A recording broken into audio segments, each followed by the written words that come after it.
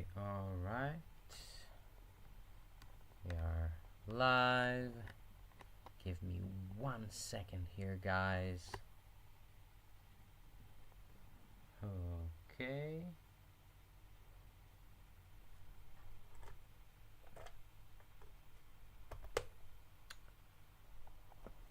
So, I actually just came back from doing like a sound check for my stream that is going to happen tomorrow.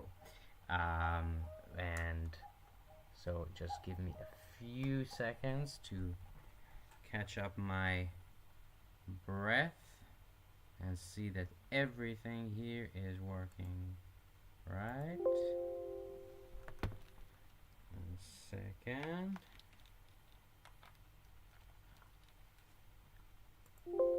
Perfect. Okay. Nice. Sorry about that. Alright. I think we are good to go. So the last time that I did this stream, I think you only heard me from one side, like instead of stereo, it was mono, so I was only being recorded on, like you only heard me probably on your right ear. So now I'm trying to do it differently. And I'm using my laptop computer, which I think is working well for now. I've tested before and I've seen like that the levels are okay. So I think you can hear me well, right? If you can't hear me for some reason, if there's an issue, feel free to let me know. And otherwise, we can start this stream. So welcome everyone to another stream here at Ellipsis. My name is Ronnie GPC Jr. And if this is the first time that you are here, that you are watching this stream, I want to tell you a little bit about me. I'm a traveling musician, actor, performer, writer, a bunch of other things. And I also have, the original purpose of this project, the original Ellipsis, is this bus that I have in the United States that I travel with, and I'm building it up to be sort of a mobile performance platform. And this is all in construction. If you've been following my Facebook and Instagram for a while, you probably know all of this. And for right now, as I'm waiting to go back to the United States, because I'm waiting for a new visa for the United States, in the meantime, I decided to take a trip through Europe. So I'm actually right now in Italy. I'm here in Tuscany, Italy, in a town called Lucca. Which I'm gonna talk to you a little bit about it, even though I really haven't, I don't think I've planned on talking about it so much today. There are some other subjects that we're going to cover about my travels, and in the last 2 weeks, I've been to Rome and I've been to Florence, which I just left 2 days ago, and I came here to Lucca, which is about an hour and a half away from Florence. But yeah, I'll tell you a little bit about it, just because it's been a real surprise coming to this place, and the people here really accepted me well, and gave me some great hospitality and actually helped me organize this special stream that I'm going to do tomorrow. So I'm very, very grateful for that. I'm going to talk a little bit about that. And yeah, the purpose of this project, the purpose of this channel, is to bring you guys some of the stories about my life, which includes a lot of traveling around and meeting people and meeting cool musicians that I get to work with and I get to play with. And also, I can play you some of my music.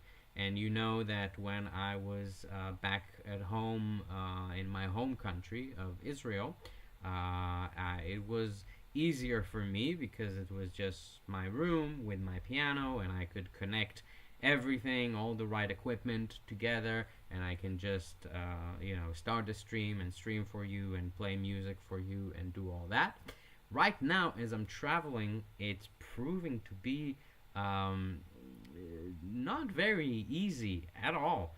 Um, I'm actually coming face to face with something that I have heard Adam Neely. If you know Adam Neely on YouTube, he's a very well known musician and music instructor, bass player on YouTube. He talks a lot about music and things that have to do with musicians. And I saw his video one time where he was talking about this idea of friction in the whole process of music making. And when he was talking about friction, he wasn't talking about friction in the sense of like how you learn it maybe in school if you learn physics and stuff like that. That's not the idea at all. The idea of friction, as he was talking about it, is this idea that if you are a musician, right, and if anybody watching this is a musician or has ever been a musician or has had any experience with recording, performing music, whatever, you will recognize, you will probably identify with what I'm about to say, which is you, you just want to play your music, right? As a musician, you just want to be able to come to a place, sit in front of your instrument, whether it is guitar, saxophone, piano, whatever it is, just sit in front of your instrument and just play the music. And you practice, you prepare, you rehearse the music, but then when you're at the thing, whether it is a gig, a show, a recording session, whatever it is, you want to just come there and play. Here's the issue, though. Um, it's long, let's say it like this, long gone are the times that musicians can just be musicians. And arguably, even when it was common for musicians to just be musicians, maybe it wasn't just that. But what I want to say is that if in the past you could be like a musician and maybe you would get paid for like doing a gig, and you would come to the gig and you would play and everything will be prepared for you, right? There will be other people who are in charge of doing all the other things around it, like taking care of the stage equipment if it's a stage, or the studio equipment if it's a studio, going, preparing all the recording equipment, the charts, the sheet music, bringing the audience in, right? Bringing, like, making sure that there is some audience to watch you. Other people would do that, and ideally, in the best circumstances, if you really got good gigs and good people to work for, you would come to a place and everything will be taken care of, and you just come to a place and play your music. Long gone are the times that you can just do that. Today, if you want to be a musician in the modern age, in the 21st century, in 2023, as it happens to be, you have to really take care of everything. You need to make sure that the audience is there to watch you. So it means that you need to do promotions on social media, right? I have spent today, let me just tell you, right, really, really quick, and believe me, this is all coming back to the subject of friction. This is friction because I woke up this morning. So here in Europe, it's now almost 6:15 p.m. Right? I know that if you're watching this in the United States, it's like 11:15 a.m. That's Eastern time. If you happen to live in the West Coast, it's earlier than that. Anyway. So I woke up so now it's late in the afternoon in Europe. I woke up today in the morning around, I think, like maybe 8 a.m., right? And from 8 a.m. to about, let's say, I think it was like 11 a.m. So 3 hours of my morning drinking my coffee and everything I spent in front of the computer, and I looked through all of the pictures that I took in Florence where I was last week, where I was traveling with my family. and I deleted a bunch of pictures. And the pictures that I didn't delete, I needed to edit them, right? I needed to crop them. I needed to play with the hues and the colorings to make sure the picture is more attractive looking. And I did that for 3 hours, and let me tell you, I'm nowhere near to be done, right? I also did that yesterday. I'm probably also going to do it tomorrow for a few hours. It takes a lot of time. And why am I editing all these pictures? Because I need to upload them. I need to upload them to my Facebook, to my Instagram, to all of these social media channels. I need to show you like how cool my life is, like how awesome it is, so you get excited about it as much as I am, and you come to my streams and all that. So that was 3 hours of my morning, but it didn't finish with that, right? Then from 11 a.m. to about 1 p.m., so 2 more hours, I went out to Lucca, which is the town where I am right now. And I went out, and look, I went out partly because I just wanted to see the place. It's a new place, and I'm excited. I love traveling, I love new places, so I wanted to go and take a look at it. Because yesterday, I spent the whole day inside the house just like looking at pictures and working on material and stuff like that. Today I went out for 2 hours, but it wasn't just walking around and sightseeing. I also had to shoot a TikTok video, right? Because I'm also on TikTok for exactly the same reason. So I was walking around the place, and I was finding the right shots to take, and I shot all the right shots. And then, and that took 2 hours, truthfully, even though the resulting video that I put on TikTok was about 45 seconds. But shooting it and walking around the city and finding all the right shots and talking about all the right things in the video, that took 2 hours. So after those 2 hours, 1 p.m., I came back here, I ate some lunch, and I worked on editing everything together. The TikTok video that I shot, and also some of that material I used to upload to Instagram, like upload stories to Instagram. And I saw some musicians on the way, so I was tagging them as well. So I had to find and send them messages to say, oh yeah, I tagged you. Can you tag me? And do you want to join me? Maybe do a collaboration together. Maybe do this. Maybe do that. Um, Already you can see that I have the role of a social media, a content creator, whatever you want to call it, and then also manager, like I manage myself, and I have to go and talk with other musicians and try to get them to collaborate with me. And then, after I finished editing everything, I went to this cafe where I'm going to do the stream tomorrow, and that was a whole other ordeal because I had to check that all my equipment can connect to the grand piano at the place, and I have this guy that's gonna join me on guitar, so I had to make sure that he knows everything that we need to play, and also I found out that I wasn't even prepared well enough because I forgot some of the cables, which is good that it happened now and not tomorrow. Tomorrow I'll definitely remember to bring everything now that I know. But yeah, so that, and then I had to, and then I had to work with the guy and do all that. This is becoming a long rant, but I think you understand. Oh, and then I came back here and I started the stream, and now I'm talking to you.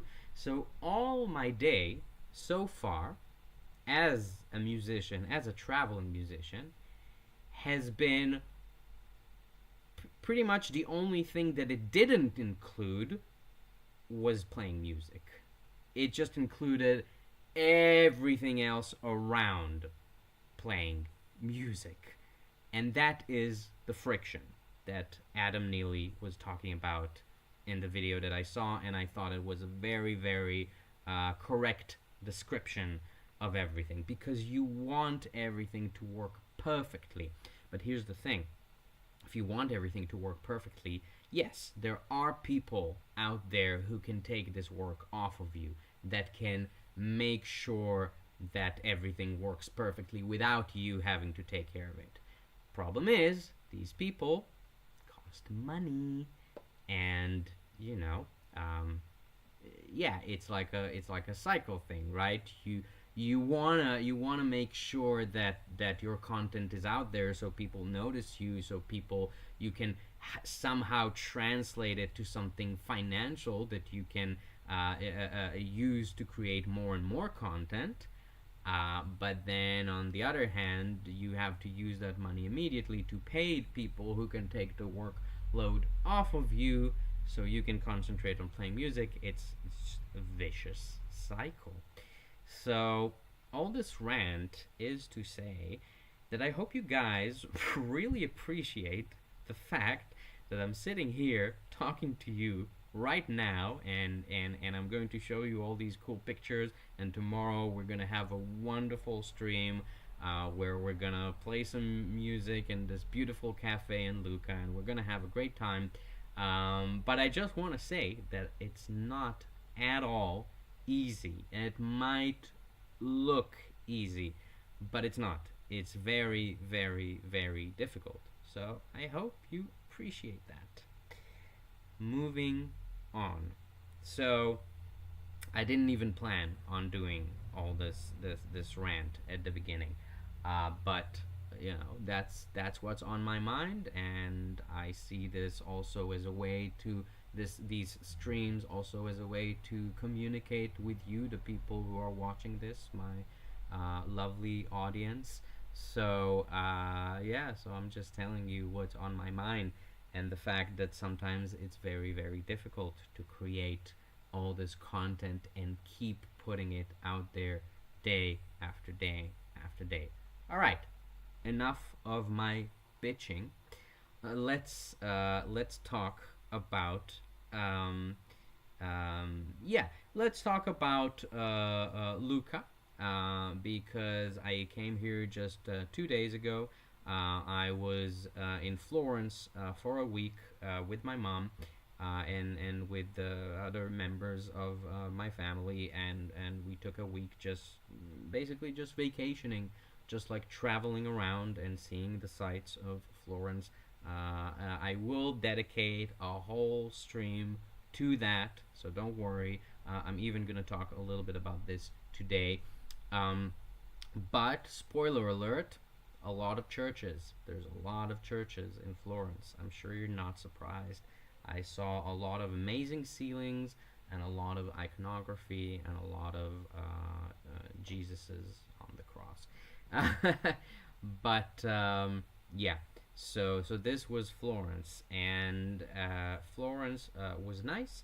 It's a pretty in a way the city in itself can be a little tiring, just because it's full of tourists, right? Which I'm not saying it in any judging way. Like, obviously we were tourists as well, so but and I think I said it last week when we talked about Rome. I think I said it about Rome as well, that there's a lot of tourists, and it is what it is, and I was a tourist as well, so no judgment.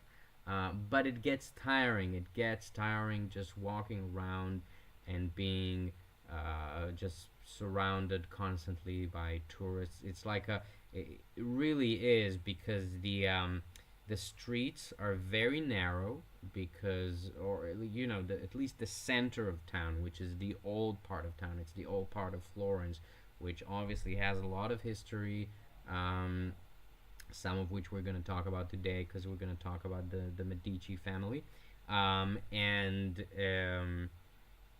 there's and the old part was obviously built a long time ago, way before they had cars or motorized vehicles of any kind. They just had horses.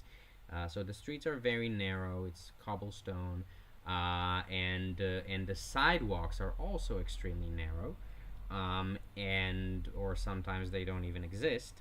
And it's just, and there's so many people, and it's just like a river. It's just like a river of people that are walking all of the time, and you sort of get into the river and you try to flow with it, but it's difficult because different people have different walking paces.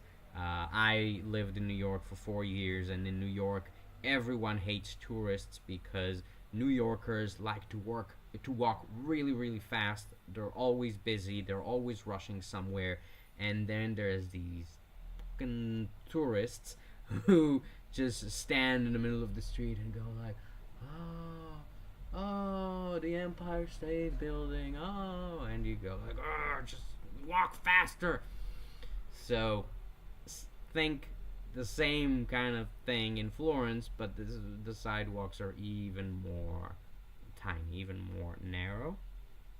So it got tiring after a while, and it started to wear me down a little bit. I mean, look, I had great fun. I'm not trying to complain, but at a certain point, we went because my mom was before she came to Florence, and we met there. She was in a village in Tuscany. My mom, she's a potter. She works in pottery for decades and decades, and she got a residency in Tuscany.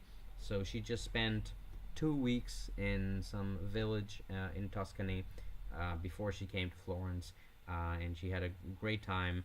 And she met some people, some Italian friends from the area, and so because they were also in Florence at the time, and they had a house in Florence, we were invited in one of the nights for a meal.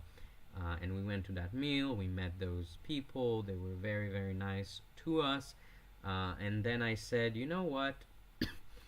I think I want to go to a place like after I go, after we're done with Florence, and after you leave back home, and I continue on my own traveling through Europe. I think I want to go next to a place that is more quiet, and they suggested that I come to their town in Tuscany, which is called Lucca, which is where I am right now. So thank you so much, Veronica and Simone. Thank you so much for inviting me to your home, because it's great and I love it here. And it is much quieter than Florence. It is more bustling than I expected, because Lucca is not at all a small place like I thought. And there's actually, I think, more than close to 90,000 people in the town. So it's not a huge city, but it's not small either. And the metropolitan area also has more people in it. And it's a cool place. There's like the old part of town, which is where I am, is entirely surrounded by a wall, and that's the way it has been since I believe, I want to say, the 1300s. Don't take my word for it, but it's been a while. And actually, the guy who's hosting me, he grew up in the 70s and 80s, and he said that up until that time, up until really the 70s and 80s, the doors of the town, so there's a whole wall, and of course there are big, not like doors, like gateways, right? So the gateways would close at 12 a.m. So at midnight, the doors to the whole town would close, and you would just be locked inside up until the 70s and 80s. Now it's not like that, but that was very strange to hear. I was like, what happens if you stay outside after midnight? And they told me, well, you get stuck. Did it ever happen to you? I asked, and he said no. But yeah, but it's a big wall, and it's kind of fascinating. It's one of the last, I think, remaining cities in Tuscany that still has this wall around it. So that was very, very cool to see. And the city in itself, the old town center where I am right now. So it's just like Just like in Rome, all the streets are very old and narrow and cobblestone. There aren't even any sidewalks. It's just the people are walking around, and then cars come by, and the people kind of flock to the sides to let the car pass through, and then they come back. It's very curious, actually. I've never seen a city that works like that. But it seems like it works for them. And as I said, the place is much more bustling than I expected. So you go out at night, the streets are full with people. People go out to drink, to eat, to go to bars and cafes and listen to music and have a good time. And it's quite nice to see. There's big like plazas. There's actually a very big. There's actually an important music school here as well. Giacomo Puccini, the well-known, famous composer of opera, was born here, and there is a summer music festival every year, every summer, where there are quite well-known worldwide performers coming here, and I'm talking like really like Bob Dylan, for example, was here just a few days ago. Um, Kind of a big deal, right? Bob Dylan, and I also saw. Unfortunately, while I'm here, there aren't any performances. I would need to stay here until next weekend, and by next weekend, I probably already gonna be in Switzerland. But yeah, there are some of the scheduled performances I saw, like on the posters, are what was it? Kiss, right? The band Kiss, and what else? There was oh yeah, Pat Metheny, legendary jazz guitar player, and Snarky Puppy, who are one of my all-time favorite contemporary jazz fusion uh, pop kind of groups, which I listen to a lot, and I also modeled my band that I used to have back way back in New York, Anigama. I model after their model of just like a big jazz fusion group. So yeah, quite big performers coming here to Little Luca. It's quite impressive, and I have to say, I really like this place. I wish I could stay here a little more. I'm probably gonna continue to Switzerland though next week. We'll see. We'll see exactly how it's going to work. It's gonna be interesting for sure. Um, Now, good. We're about half an hour in. Just reminding you that you got the chat function. If you want to write anything to me, if you want to communicate with me through whatever you're using to watch this stream, whether it is Facebook or YouTube or Twitch or Kick.com, write to me. I would love to hear your feedback. All right, and now let's get on to talking about what I wanted to talk about today. So last time that we were talking about Rome, and I showed you some pictures from Rome, we also wanted to talk about the Medici family. And I actually started talking about them, but then, I already went way over the time as I usually do. And, yeah, and we had to kind of stop it at that. So now what I'm going to do is I'm going to show you the rest of what I wanted to show you last time. And actually, before we do that, I am going to pull up the my very handy co-host by the name of ChatGPT, and it is going to tell us a little bit about the Medici family, because the Medici family, well, you know, is gonna be featured in this stream, and I am gonna use ChatGPT to tell you a little bit about the Medici family, and then I want to show you the Villa Medici that I was in Rome, which was actually a complete surprise to me because I just went to it, you know, with not too many expectations, just thinking, you know, I'm gonna check it out, might be cool. And I really enjoyed my visit. It was probably one of the things that I enjoyed most about my visit to Rome. So it's quite a cool place,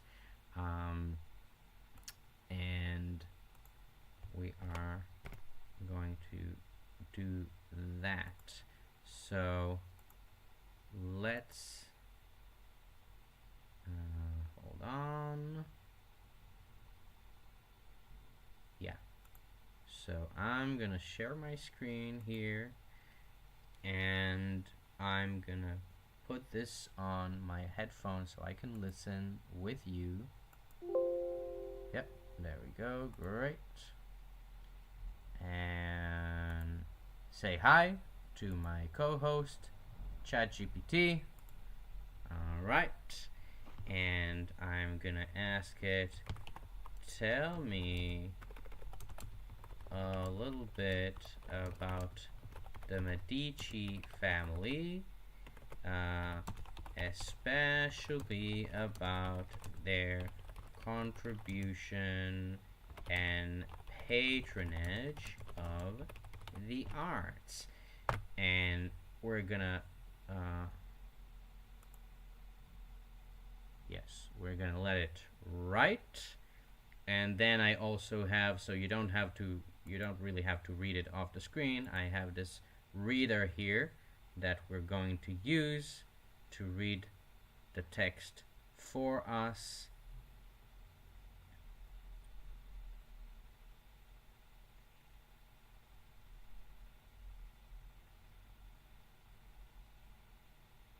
Okay, I'm not gonna look at all the text here. As you know, ChatGPT can sometimes just write and write and write. I'm just gonna use the beginning of this, and let's listen.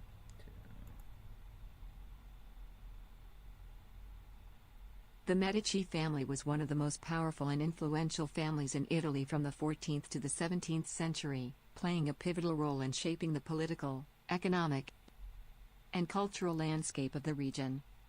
They were central figures in the Italian Renaissance, a period of significant cultural change and achievement in Europe that spanned the 14th to the 17th century. The family originated in the Mugello region of Tuscany and gained immense wealth as bankers. They used their financial resources to ascend to political power, first in Florence and later influencing the larger Italian and European politics. They produced 4 popes and 2 queens of France. The Medici family is perhaps most renowned for their patronage of the arts. They financed a vast array of artists, writers, and philosophers, recognizing and fostering talent at a time when many of the cultural foundations of the modern Western world were being laid.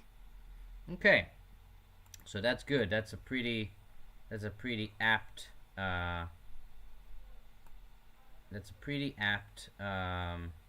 description of the Medici family. I'm just gonna do the last paragraph here as well. So, the Medici family's contribution to the arts is immeasurable. They commissioned and collected art on a scale unprecedented in their time, and many of these pieces still grace museums and galleries around the world. Their patronage helped to spur the Renaissance, a period of unprecedented innovation and achievement in the arts and sciences.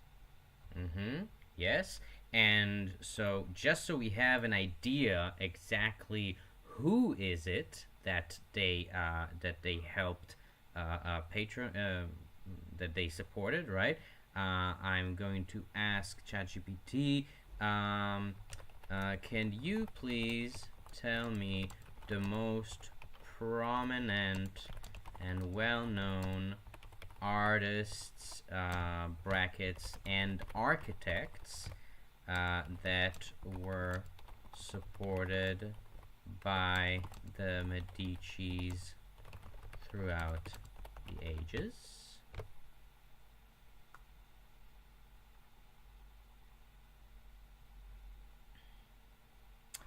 It's so nice.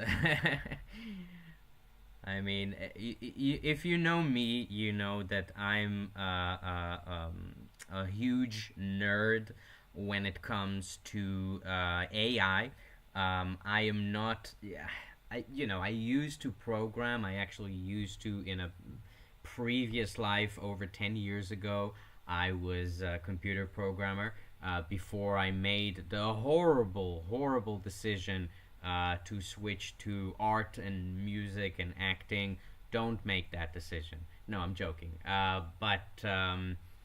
I used to work in computer programming, but I don't do it anymore. So I have no real idea how this whole thing of ChatGPT works, right? On the, let's say, on the fundamental level. Um, but I do enjoy the kind of options it gives us nowadays, and I think it has a lot of promise. I think we're only seeing the beginning. But you know me, I can talk about this subject for hours, so I'm gonna stop now and let's see what artists exactly were supported by the Medici family, right? Absolutely. The Medici family sponsored a large number of artists and architects throughout their reign, some of whom were foundational figures in the Renaissance. Here are some of the most well-known. Oops. Donatello. Cosimo de' Medici was a major patron of Donatello, one of the greatest sculptors of the early Renaissance. His works are marked by their detailed realism and innovative use of perspective. Filippo Brunelleschi. He was one of the leading architects and engineers of the Italian Renaissance. Cosimo de' Medici funded many of his works, including the completion of the Dome of Florence Cathedral. Leonardo da Vinci. While the Medici family did not directly sponsor da Vinci during his formative years, he was a member of the court of Lorenzo de' Medici in his youth and was undoubtedly influenced by the intellectual environment the Medici created. Michelangelo Buonarroti. Michelangelo was invited to the court of Lorenzo de' Medici as a young man and received his early training in the Medici Gardens. Later, Pope Clement VII, a member of the Medici family, commissioned his Last Judgment in the Sistine Chapel. Sandro Botticelli, one of the most acclaimed painters of the Renaissance, Botticelli was heavily patronized by the Medici family, particularly Lorenzo de' Medici. His works, like Primavera and The Birth of Venus, reflect the Neoplatonic thinking promoted at the Medici court. Raphael, while not directly patronized by the Medici in his early career, Raphael was later favored by Medici popes Leo X and Clement VII to commission several works from him in Rome.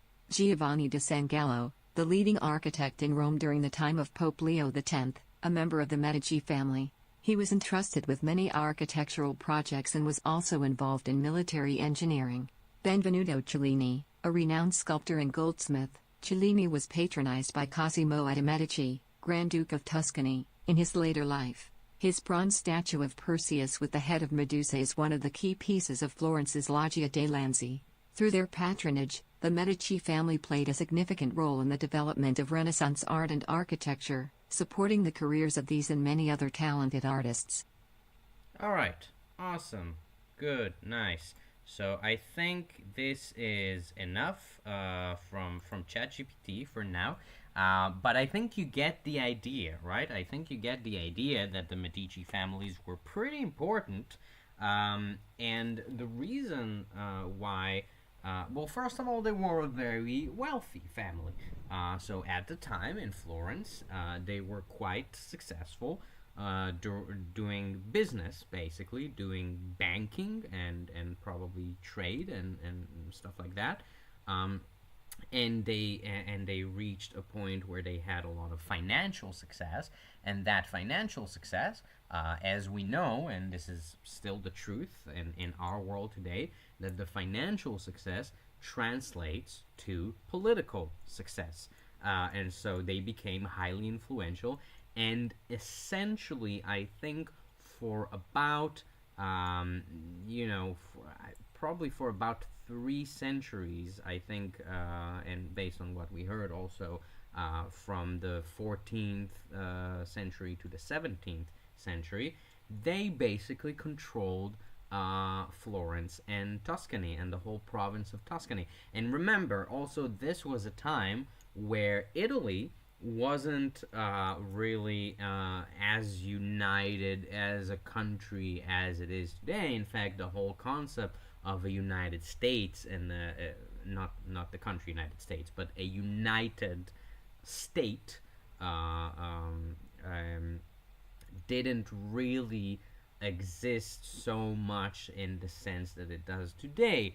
It was more like provinces, and it was like knights and kings, and each knight would control his own area, and then the king would control the knights. But it was like a feudal system. It was like a master and vassal system.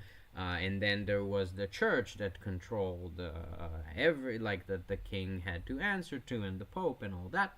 Um, so they got to a big political prominence in Florence, which was an important part of the whole Christian world. So that's why we just heard now that they also had some popes coming out of the Medici family. So they had their hands in all of politics and in business, and they basically controlled the entire province of Florence, and had influences all over Italy and probably outside of Italy in the world as well for close to 3 centuries. So we're talking about very, very powerful family.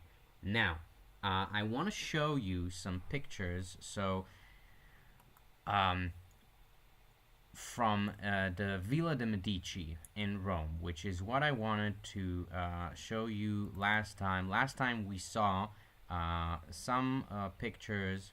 Oh, here's what I'm going to do here, right? I'm going to share my screen again.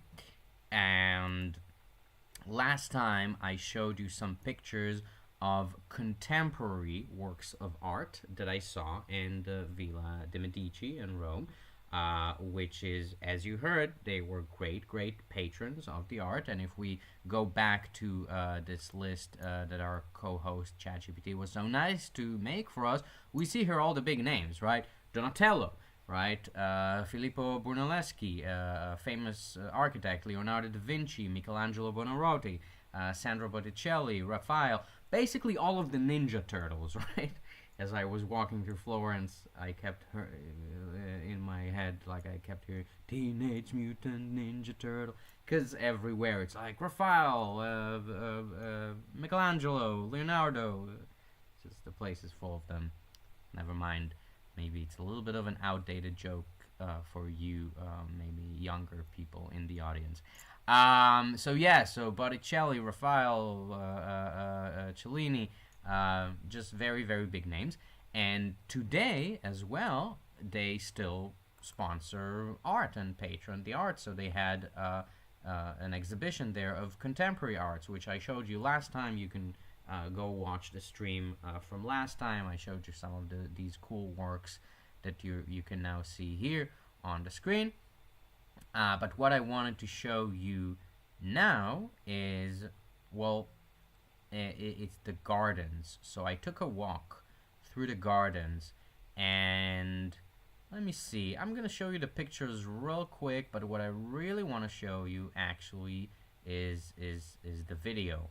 But let me show you the pictures real quick because it was really awesome to see. These are just they had this, like, it's called the Festival de los Cabanas.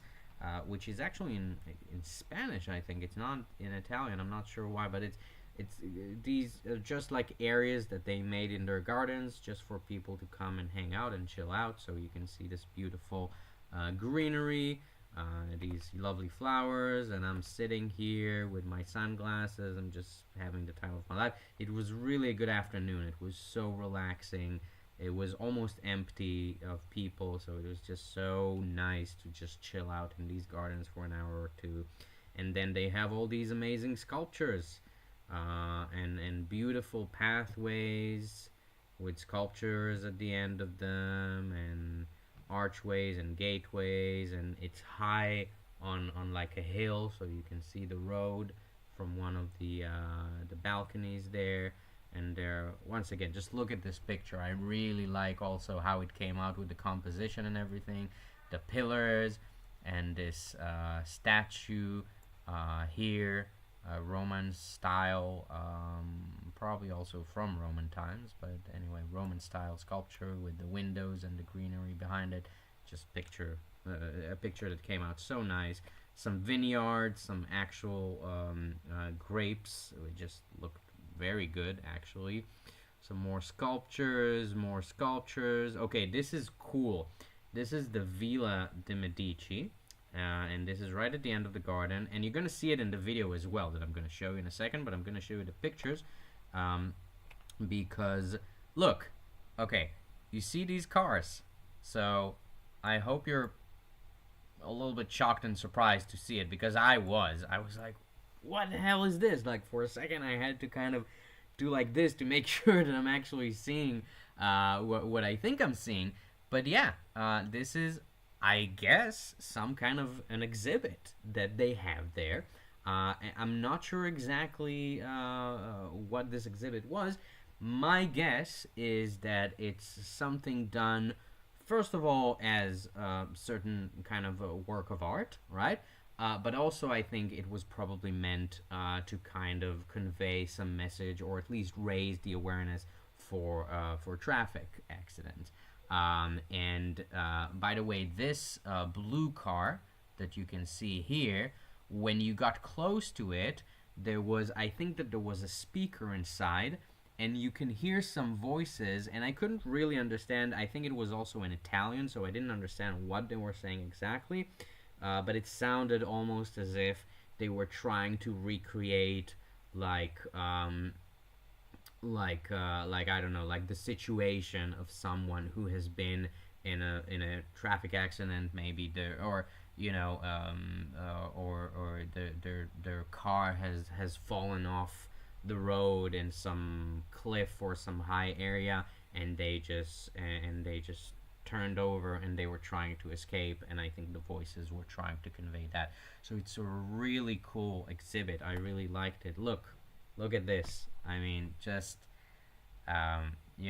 just this car standing, and with its front part just smushed into the ground, and it's pretty creative and unique, and it's also I think the juxtaposition of this beautiful villa, this old kind of Renaissance style beautiful villa, and then this view, which you're gonna see later in the video, the amazing view of Florence, and then you have all these cars. Okay, and this is another room that I've been to, and okay, this is gonna be in the video as well, so I'm just gonna skim through it. This is a work, also contemporary work, by Theo Mercier.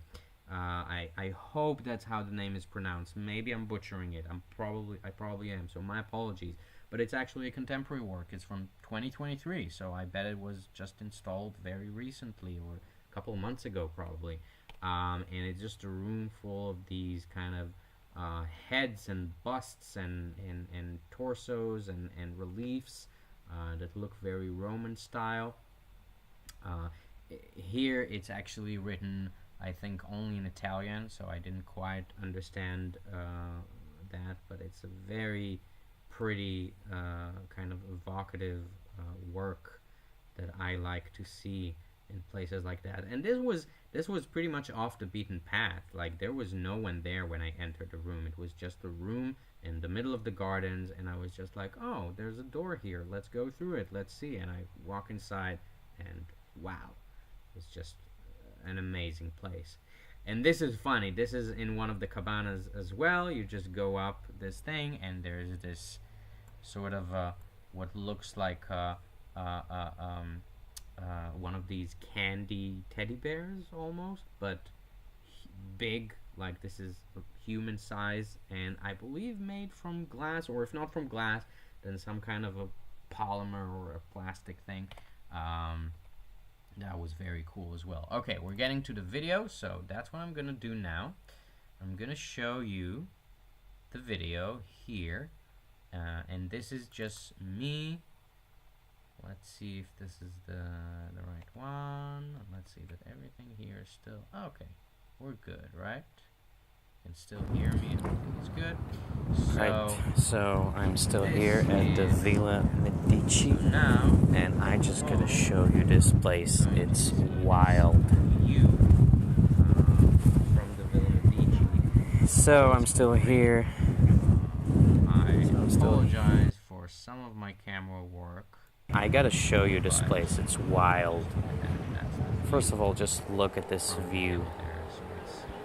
Beautiful. Priceless. Now, as you're watching, Pretty sure talking that dome over there in the distance is Vatican City, where I've been yesterday. which you will notice. This is amazing. It's so beautiful up here. It's a modern city, but there are no skyscrapers. Look So at in that. a way, it's also a very conservative city. There are See no all skyscrapers Rome anywhere. from here. There are almost no like modern Man. glass type buildings. These It's Medicis just- were rich, it's weren't just they? kept Alright, like this is, this. you've seen So it's nothing a modern yet. city in Wait some till we go ways, to right? the garden. But it's also So- preserving like the old style. And here's of Look course, the at cars this. that you There's saw this before, weird and you're going to exhibition see some. here. Oh, by the way, Very sorry, cool, I but- forgot. I should probably silence this video. I keep forgetting this. I'm gonna. Yeah. Okay. I should silence this video and just let you watch it while I talk. So you're gonna see these cars, and you're gonna see some. Also, there were some crews, like working crews there, like gardening crews, because obviously when you're gonna see the gardens, they're all very well taken care of. So you can be sure that there's a lot of people who are working to keep those gardens well taken care of. So yeah, so what I wanted you to think about, what I wanted you to consider is the fact that, once again, the Medici families were very, very rich, very, very highly political, influential. And what did they do with this money? So, you already know the answer. We already talked about this. We already heard it also from our lovely co-host, ChatGPT, that they supported the arts. And they supported the arts on an unprecedented scale. And I think the leader, I think the first father of the house of the Medici family, his name was Cosimo, and I think he probably started this trend by just commissioning a lot of work pieces, and then his children and grandchildren, and throughout the centuries that they controlled Florence, just kept commissioning more and more and more art pieces, once again on an unprecedented scale. So I bet, of course, they did not invent the practice, right? There were influential families and kings before that supported the arts. Actually, when you were an artist in those times, and up until actually very, very recently, maybe up until the last, like the 20th century or something like that, if you were an artist and you wanted to what is this thing, eat and drink and be able to have a roof over your head, you basically had, I think, one of two choices. You could either join like a traveling group of artists, so like traveling musicians and traveling performers, or circus performers, right? Sort of a gypsy nomad kind of lifestyle, where you traveled from city to city. In every city that you stopped in, you would like open a fair or whatever it was, and you would try to, if you were an artist creating, like if you were a craftsman, creating, I don't know, like paintings and jewelry and stuff like that, maybe you would try to sell your wares to the people. Or if you were a musician or a performer, you would stage a show or a performance, and you would try to get donations from the people. So that was, I guess, one option, which was very difficult, very, very rough. I can tell you, as someone who's living the life of the nomad for the past few years, that it's not easy at all. And I'm, I'm not, I don't even have it that hard. I think because I'm doing it in the modern age. There's internet. There's like modern services and institutions and all that. So I think it's probably much more easy for me than it was for people back in the day. And that was your first option. Or your second option was you had to find a really, really rich, influential person that was, and remember, at that times they didn't have like big CEOs of high tech companies. The rich people were either royalty, like kings and princes and dukes and all that, or I guess members of the religious hierarchy, the Catholic religious hierarchy. So priests and you know and and the Pope and all that, and or bankers and traders like the Medici families, who were also in the politics, and they also held these positions in office. By the way, look at these sculptures, right? I believe these are some like prominent members of the Medici family that are posted here. I wouldn't know to tell you exactly who is who, but those sculptures are beautiful, and they're just there in the middle of the garden. It's so beautiful just walking around all this art. And now you can see this amazing villa from afar, right? It's just it's a sight to behold. It's a sight to behold, and to think that people lived. And when we're gonna get more into Florence, which might even be next week, because I'm definitely not gonna get to everything today.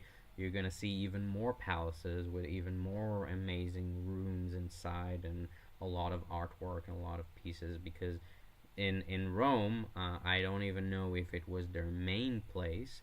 Their main place was in Florence. So yeah.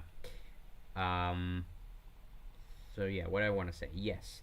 So they had a lot of money. They invested it in the arts on an unprecedented scale, and this was okay. Think about it like this, right? We talk a lot nowadays about this whole idea of rich people and what do they contribute to society, right? And there's a lot of different opinions about that. Some people, I would say, nowadays have this mentality where if you're a rich person, you have to be like, if you're an uber rich person, I'm not just talking about someone who makes like a decent good income. I'm talking about proper rich, like the millionaires and billionaires, what we call today the 1%, right? I think that there's this conception with a lot of people that if you are in this 1%, then on some fundamental level, you have to be a really evil, bad person. I don't think this is the case at all. I think a lot of very rich people nowadays are, you know, at least trying to do something that is positive. Obviously, they're not always successful. We're all human beings. We all make mistakes, even the rich and powerful. But I see that at least some of them, obviously not all of them, but at least some of them are trying to do something positive with their money. So today, I think the rich people who are attempting to do something positive with their money usually invest in like big businesses. So okay, I have to mention this name, right? It's a classic example, Elon Musk. And arguably, he's not like he. Let's say he has his flaws, and I'm not a huge Elon Musk fan. I think he has some just like any person, he has some good sides and he has some bad sides. He had some good ideas and he has some bad ideas. But I see that at least he's trying to do with his money that will um, something that will stay after he is gone, and something that will work for the betterment of society in the future, the way that he sees betterment of society in the future. And you can argue about the vision. You can say, oh, I don't agree with his vision. That's fine. But at least he has some sort of vision, and he's trying to use his money to work towards it for the greater society. The point I'm trying to make is that just like that kind of billionaire behavior that at least I support nowadays.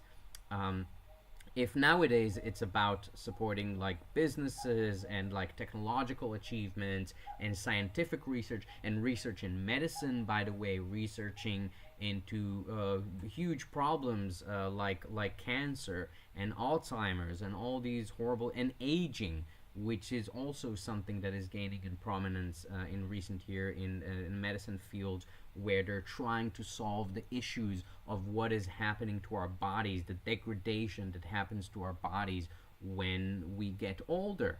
And they try to make some doctors out there are really trying to make. Oh, this is me filling the water from the fountain, because you could just do it in Rome. The water is clean. It is also here in Lucca, by the way. Yeah, trying to solve issues of aging bodies and try to make older people lives better. So back then, at that time, oh, sorry, I'm just gonna say this is the room that I showed you the pictures of before. So now we're gonna go in and you're gonna see it in all its glory. And yeah, so if nowadays it's about supporting like big businesses, back then it was supporting the arts. And not just the arts, right? At some point in my streams about Florence, I'm also going to talk about Leonardo da Vinci, who wasn't just an artist. He also did some actual scientific research that was quite groundbreaking for the time. But it was supporting the arts. And why is that something that also sort of contributes to something that will last after you're gone and will work for at least a certain kind of vision of the betterment of society? Well, honestly, we can see it today. We can see the effects of this financial support today, because think about it. I have just been for 1 week in Florence, Italy. Now, and then before that, the what you're seeing now is from Rome, Italy. Both of these cities, um, let's say, the main thing that they have to offer right now. Okay, so I'm not talking about the past. Obviously, in the past, Florence was a big, probably a trade and financial center and politics center. Rome, obviously, was the capital of the Roman Empire that controlled the known world back then for centuries. So obviously, they were very important cities for the time. Nowadays, however, as I said, they're not very modern cities. They still look kind of old. They have no skyscrapers. I mean, I'm sure that they have like modern businesses and stuff, just like any other modern city. But it's not. What I want to say is like Rome is not New York. Okay, Florence is not San Francisco. It's not the Silicon Valley. It's not a place of like huge financial importance. It's not London. It's not. These are cities that nowadays don't have much to offer in that realm. However, they have a lot to offer in history. And history is super important. And I actually uploaded a TikTok about that when I was in Rome. By the way, follow my TikTok. I have a new TikTok, and I'm really trying to figure out how to do that thing because I'm 32 years old and I feel old when I try to use TikTok. It's not like I can't manage it, but it's like it's for me it's already feeling really out of what I'm used to. So go and check my TikTok channel. Do it because I'm trying really hard. I spent 2 hours today shooting a video for TikTok. Um, okay, this video is about to end, which is good actually because I'm about to reach my main point for this rant, which is that by supporting the arts at that time, the Medicis created, and once again, as I said, unprecedented scale. And it really is unprecedented. When we do the official stream about Florence, you're gonna see. To be honest with you, I don't even know how to show it to you because there's so much. There's just like literally hundreds of paintings and sculptures and this and so much artwork.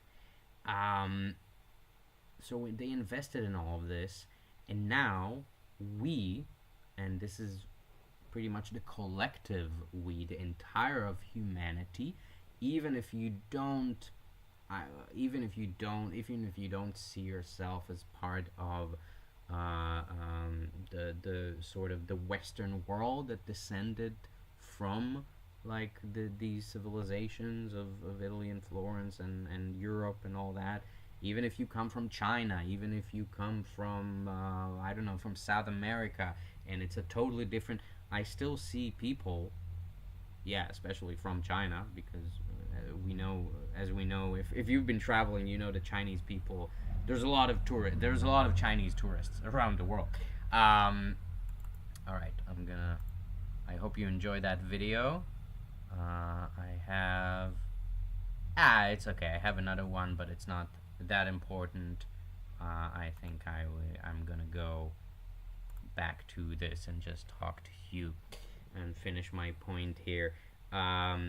That it's the collective we that are now getting to enjoy this history, this rich, amazing history. Remember, this was a time where it wasn't all just like, like today where everything is online and all the information you want is at the tips of your fingers and you just need to write blah blah blah blah and you get the info right away and you get to see this painting and that painting and all that and you get to read about all the history you want and you get to read about and you get to be a part of people's lives like you that are watching this stream are in a way a part of my life, right? I'm bringing you into my story.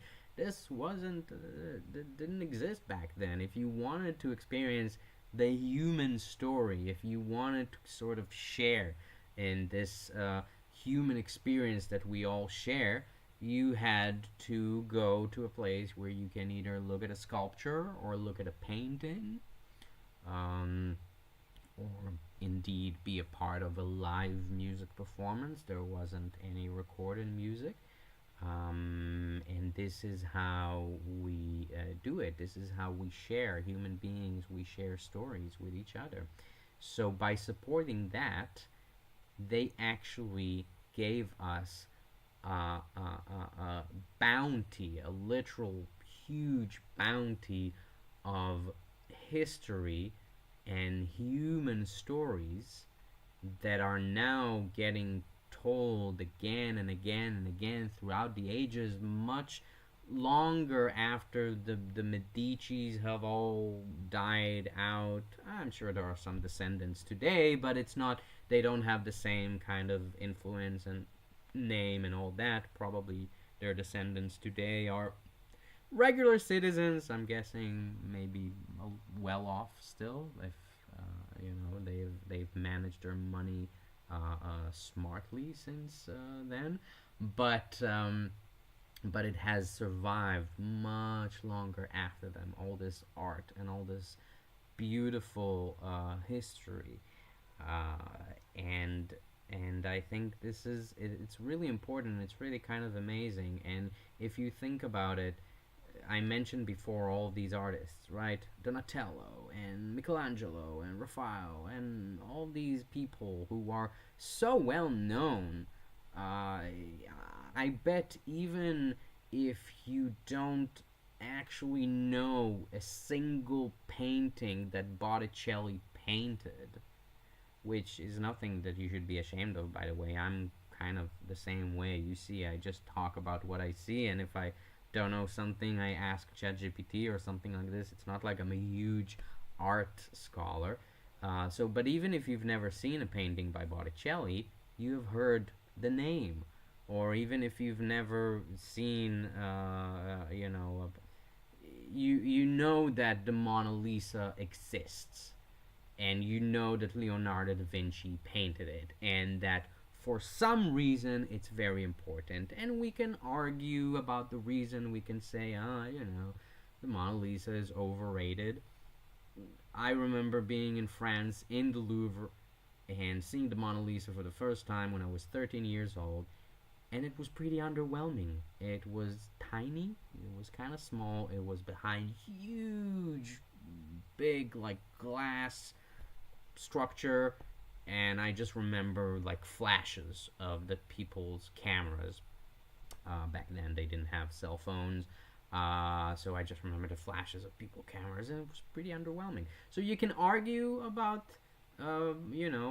that, but you do know that it is important, and it is important because it is conveying a part of the story and a part of the human experience. Wow. Yeah.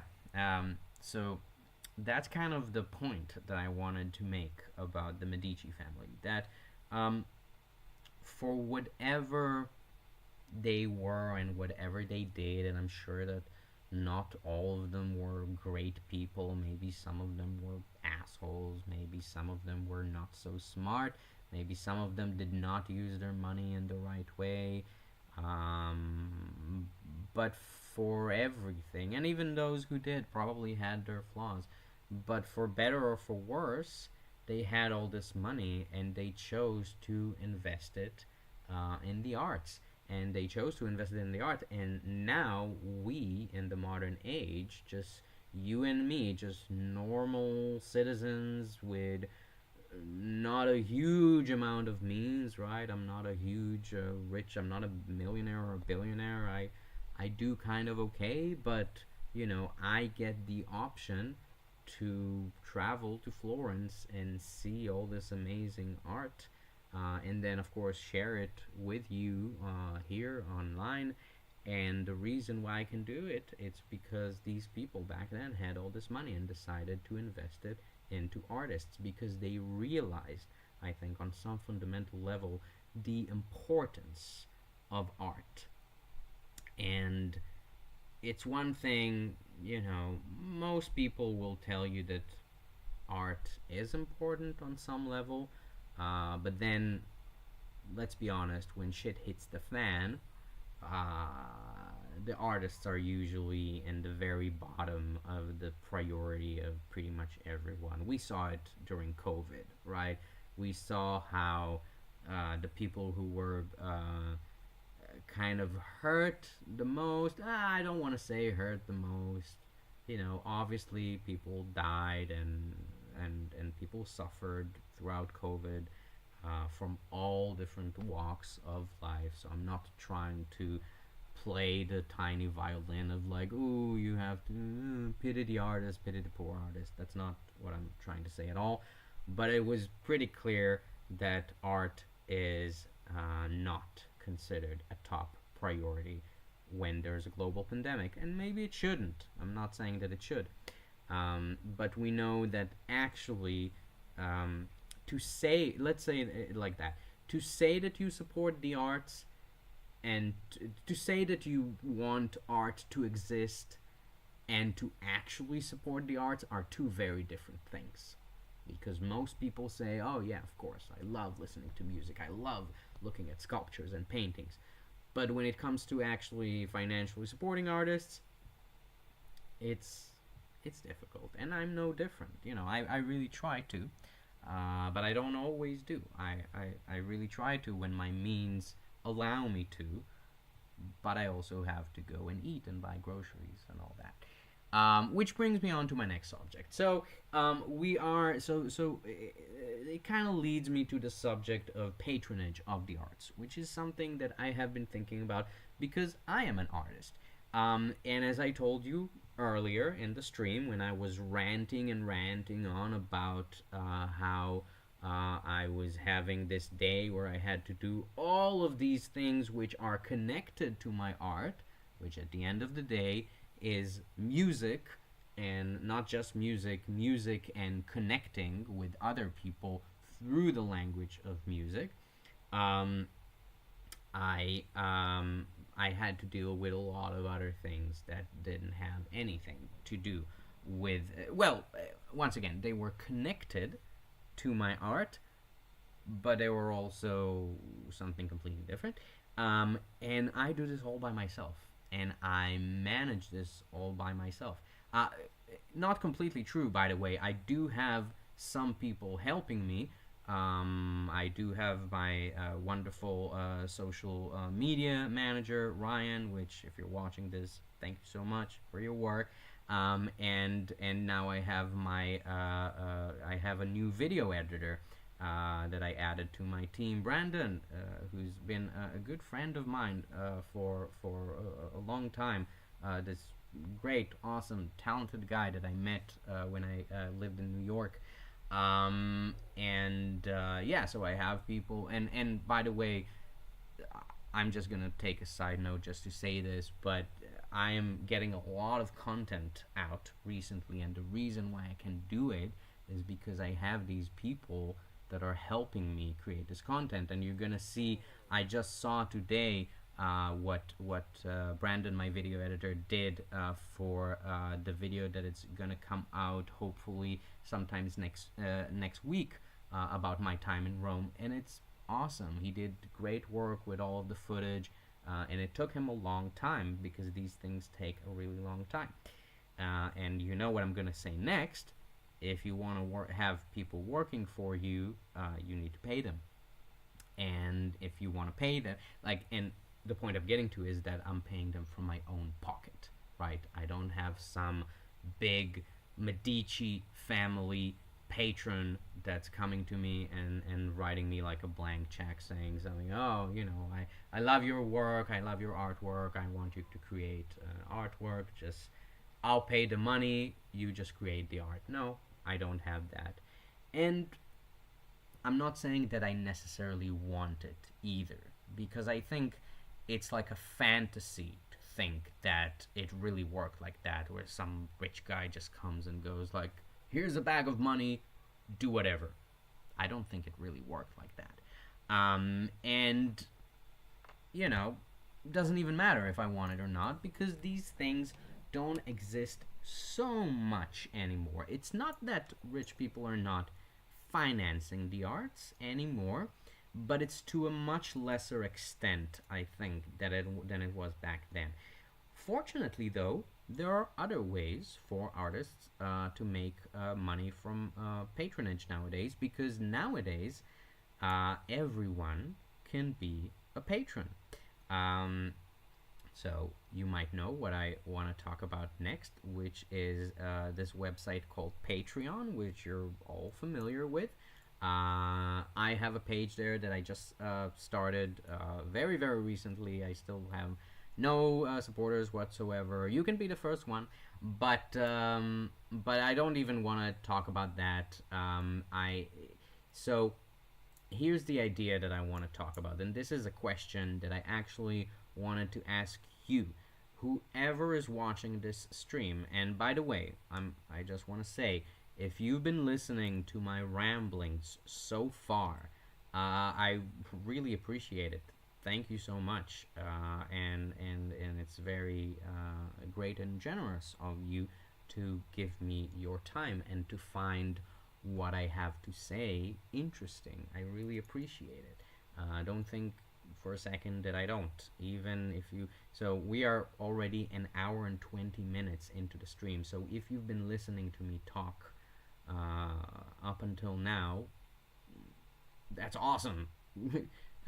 good for you and good for me as well. I'm happy that I can hold your attention in this day and age of short attention spans, and have this sort of conversation, even if it's slightly one-sided for now. But I don't want it to be one-sided. I want you to talk to me as well, right? I want you to communicate with me, which is why I am sort of presenting this question for you, which I'm about to present, which is this idea, right? There's a website called Patreon, which, if you don't know what it is, even though I think most of you know, but if you don't know what it is, it's basically a website for crowdfunding. A lot of artists use it nowadays, have been using it for quite a few years. It is not a new website by any means. And the idea is that you become a patron of the artists that you like, and you want to see them make more of their work. But it's not like how it was in the Medici time, where you had to be this big, uber rich, highly influential person and then just throw a lot of money at an artist. Nowadays, you can just be a regular person, just like you and me, just like any kind of middle class, working class citizen of any country, and you can just donate $1 or $5 or $10 or $20 a month, which is not a huge amount at all, and that money is going to go to the artist that you want to support. And the idea is that every artist is not just going to have one big, rich, uber rich patron.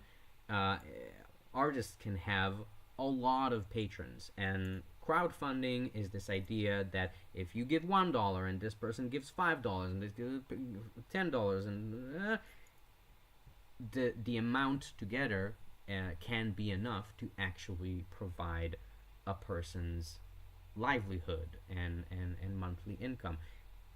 And a lot of artists do that nowadays. Not just artists, content creators in general, which is something that is very contemporary, right? This idea of content creators. It didn't exist in the Medici time, but nowadays it does. So, and it is it is a certain.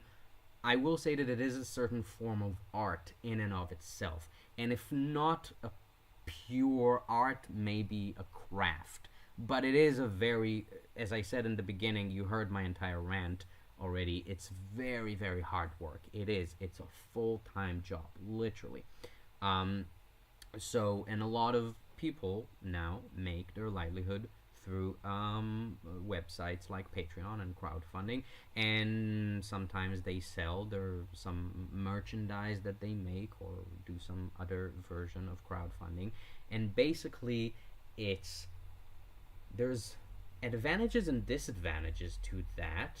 I'm not going to talk about the disadvantages now, and also not about all the advantages. My point is that I think at least the main advantage is that nowadays the artists and their patrons, which is you, the general public, the general audience, we have a direct connection, right? When you're watching this stream, if you're watching this live, you are literally just seeing me in real time talking, and maybe you're not sitting in the same room with me, right?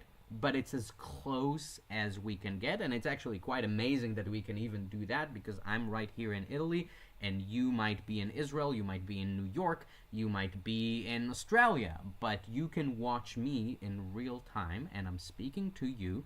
And as I said, you have a chat, so you can speak back to me if you want to. I would love to. If not, that's also okay. And we can have this relationship, and maybe it's not a quite social relationship, like maybe we're not like super close friends, but I think it's what's called, and I heard someone use this expression, parasocial relationship, whereas you know me on a personal level, maybe we're not super close friends in the traditional sense, where you also hang out with me, later, and we go out to a bar and have a beer. It's not like that, but you are a part of my story. You are a part of my world. And as I said, and I'll keep saying it, I want to be a part of yours. I want to be a part of your story as well. I want you to come to me. And once again, I am on Facebook, Instagram, YouTube, Twitch, Kick.com, TikTok. Any of these places, you can come to me and you can just write a comment or send me a message, and I will see it and I will reply to it. And you can tell me your story. You can tell me what interested, what got you interested in my story, and why do you relate to my story? Do you share some of my experiences? Have you been in Florence as well? What is your impression of it? Do you agree with what I say? Do you not agree with what I say? Do you have something to add? Do you have a recommendation to give me next time I visit? Or if I go to a new place next week and I tell you about it, can you tell me where can I hang out, and maybe I can go there and send you a picture? So I want to have this relationship with you. And the question that I am posing is that when you support someone today, when you support a content creator or an artist, what do you want to get in return? Because it is every relationship is a give and take.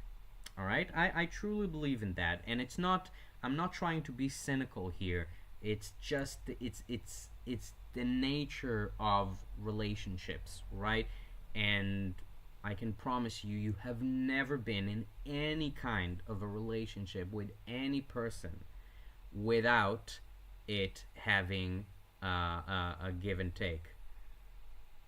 Oh, hi. Now I have a message on the chat. Hi, I'm downstairs. Awesome. Yeah, this is Francesco. So Francesco is the son of my hosts here here in Lucca. Thank you, Francesco, for watching this stream. I appreciate it. See, that's exactly what I mean. That's exactly what I mean. I met this guy just 2 days ago, right? We got to talking. We ate some lunch together in this beautiful house that they're hosting me in. And he plays the guitar, and I'm gonna have him on my stream tomorrow. So that's what I want to be doing. That's what I want to do. I want to share stories with other people, and I want to communicate with other people. Yeah. So thank you, Francesco. I'll I'll see you in a second.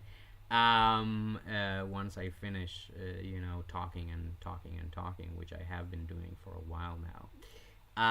Yeah. So what would you like to see? What would you like to get from any artist, or from me as well, I guess. I can tell you that I have some ideas also about what I can give you, and just to be completely transparent with you, in the past, when I was living in New York, for example, I made a lot of music with my band, Enigama, and I did these other projects where I sang in a choir, and I joined some productions and all that, and I did that.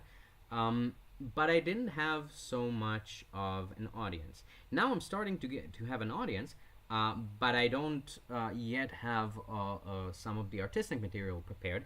I can tell you that I am currently working on a music album that I have recorded, once again, all from my own money and my own means. I wrote a book about my experiences in my bus, Ellipsis, and the journey that I had with it across the United States for the last 2 years. And it's all coming. I still need to put some work in and get it ready. And once again, I'm doing this all by myself, so it takes a while. Not completely by myself. Once again, I have people helping me, but I also have to manage that. So that is coming, and when it comes, be sure that you're gonna get it, and you're gonna get it first before everyone else, right? I would want to share my new music with my audience as fast as before anyone else can see it. But there's also other things, right? If I'm sharing all of my travel experiences with you, and I'm showing you all these pictures and videos, I can maybe give you some access to these pictures and videos after, and you can have access, like exclusive access to them, to the material on your own, if you want to use it for your own, or if you just want to take your time to see all of these travel experiences that I'm having, and sort of either get inspired by it, or learn something from it, or even just see the cool places that you should go and see if you visit some place. For an example, Florence or Rome or wherever, all the places that I'm going to see. So these are some ideas that I had in my head, but I'm also, as I said, I'm turning the question to you, because I want to know, what are you interested in getting? Why are you interested in my story? What do you want to get out of it? And not just me, by the way, any artist in general. If you're supporting an artist today, and by the way, I encourage you to do so. I do support some people on Patreon myself. Maybe not as much as I should. There's always more that I can do, um, but um, but I try to as best as I can, and I do see it as something that is, um, it's the right thing to do, and it's nowadays we have access to pretty much all of the art that we can ever consume. Right? If you go on Spotify, you can listen pretty much for free or close to free to all of the music in the world. Music where if you listen to it every single hour of every single day for an entire lifetime, you wouldn't even get close to finishing the amount of content that is out there. So you have access to all of it for free, pretty much for free, for at least close to free, for all intents and purposes. But I still think it's the right thing. So to support artists, because it's not just about getting something yourself. It's also a way of saying, I like what you do. I want to see you keep doing it. Uh, Here is some money so you can keep doing it. And money doesn't buy you happiness, but it does get you tools that you can use to achieve your own happiness, which is what every one of us is trying to do in one way or another, and it's what artists are trying to do as well. We're just trying to be happy with our own art and with our own sort of internal world that we express through our art. So, yeah, if I have a big message out of this whole stream about the Medici family and about art, is support artists. Please support artists. Not just me, just artists in general, musicians, painters, sculptors, performers. Um, as much as you can, even if it's like just throwing a euro or a dollar or two to some street musician that is playing. I always try to do that when I run across street musicians, or using websites like Patreon to support artists, or buying merchandise and so on. And so this is the big message. Please support art. And also, the question is, if you support artists through platforms like Patreon, what do you expect to get in return? And to answer that question, you can basically write me anytime, whether it is in the chat, or you can, of course, write me later. As I said, I am on Facebook and Instagram and YouTube and Twitch and Kick.com and TikTok.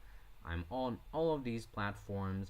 You can go and you can comment, and I will see the comment, and I will make sure to reply to you and to talk with you and to continue the conversation, because I'm really interested in what you have to say.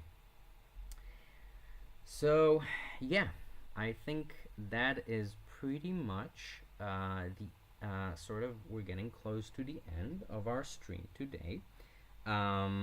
Just gonna say a few more things about the rest of what you're going to see going forward. So tomorrow, as I said, my very nice Italian hosts here have helped me to get this place, which is called Cafe Santa Sita, and it's right here in Lucca. It's actually not too far from where I am, like a five minute walk. And we went there today to do some sound check and some rehearsal, and we're gonna go there tomorrow. There's a beautiful grand piano. If you want to see some pictures of it, I posted some in my story on Instagram and Facebook, and I'm gonna post some more tomorrow. So they were so very, very generous. I talked with this woman today, Valentina, who I think I don't know if she's the owner of the place. Maybe she's not, but she manages. At least she was our point of contact when we were trying to get this done, and she was very, very quick to sort of get on board with the idea of me doing a stream there, which is so, it's so not to be taken for granted. I have to say, it's so, like, I appreciate it so much. I really do. So please also go and follow them, Cafe Santa Sita, on Facebook and Instagram and all these places.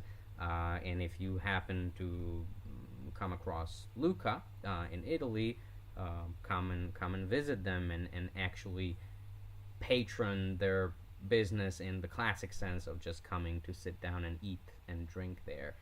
That would be great, because they have been so nice to me. They let me do the sound check today, and we're gonna do some more tomorrow.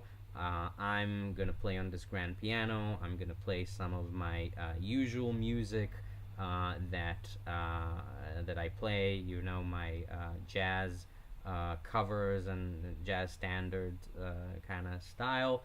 And then I'm also gonna play with Francesco, who just commented on the chat over there.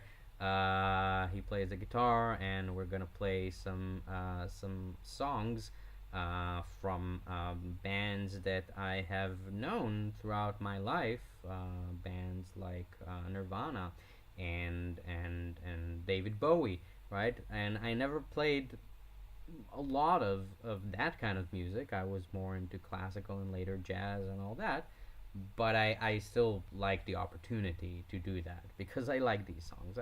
We all do.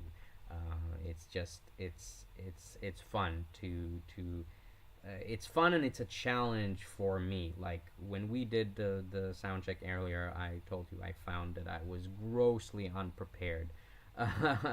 And now I need to, once I get off the stream, I need to go and work and keep working. Once again, my day is not over yet. I need to keep working on everything for tomorrow, so everything is ready and we can get everything done. And we can bring you, the viewers, the audience, this at least good, decent quality content that you can watch and you can enjoy, and that can help you pass the time and get some inspiration and just enjoy the art and the music for what it is. So join us tomorrow for our stream from Cafe Santa Sita in Lucca in Tuscany, Italy. It's gonna happen at 11 a.m. Eastern Standard Time. So that is New York times. As you know, I always do my streams based on New York times because I'm usually based in the U.S. and it's just the easiest. But make your adjustments based on wherever you are in the world. So I can tell you that 11 a.m. Eastern, when we're gonna do it here, the time here is gonna be 5 p.m. in Italy, in this time zone of Europe. So make your adjustments based on wherever you are, but join us at 11 a.m. Eastern Standard Time. and we're gonna play some music for you. I am not gonna talk so much like I talked today. I'm actually gonna talk comparatively, relatively, very little compared to what I did today, which I can't believe I'm already talking for close to an hour and 40 minutes. But I always do that. You know me, I can just talk and talk. And yeah, so join us, please. It's gonna be fun. It's gonna be awesome. And follow me, follow me, follow me, follow me, follow me, follow me, blah blah blah. You already know how this goes, but we live in the day and age of the algorithm. And if I want to get my content that I'm working so hard on, if I want to get it into to more people, I really need your support. And it's not even financial support at this point. All you actually need to do is just go to an account on some app and click on the like button or the subscribe button. Super easy to do, doesn't require any financial investment, doesn't even require a lot of your time. So go to my Facebook, go to my Instagram. My handle, by the way, is at Ellipsis Bus or Ellipsis Bus, pretty much on all of the platforms. So if you go to any of these platforms and look for Ellipsis Bus, you're gonna find me. That's ELLIPSISBUS,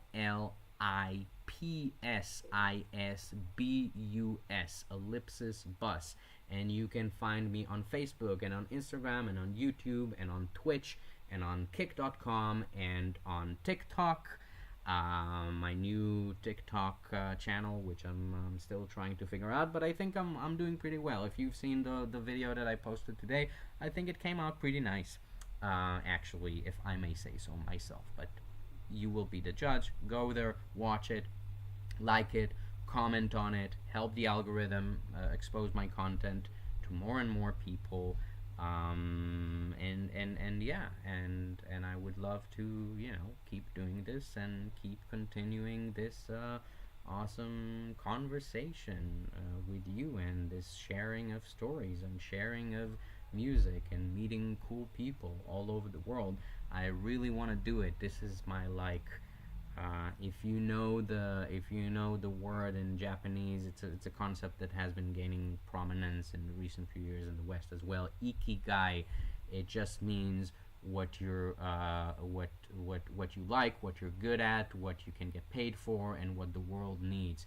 So for me, going around the world, traveling, living the nomad life, and creating artistic performance projects involving music and performance and maybe even painting and stuff like that, creating those artistic projects in order to build bridges between people and between culture, because I really believe we're all one and the same, and we have so many more things. We have much more things that unites us than differences, than things that separate us, and we need to concentrate on these things that unite us, especially in this day and age where everyone is so kind of touchy and very trigger happy in a way, and it can be really dangerous. It can have really bad consequences. We need to focus on what unites us as human beings, and I want to bring that, I want to bring that influence upon the world with the work that I do. So yeah, so supporting me on all of these channels, as I said before, is a great way to do that. And I would also like to hear what you would be interested to get in return. What kind of content you want to see more of, less of, if you want, and what would make the experience worthwhile for you. And as I said, comment anywhere. I will read your comment. I will reply to you. So that's that. That's that from me.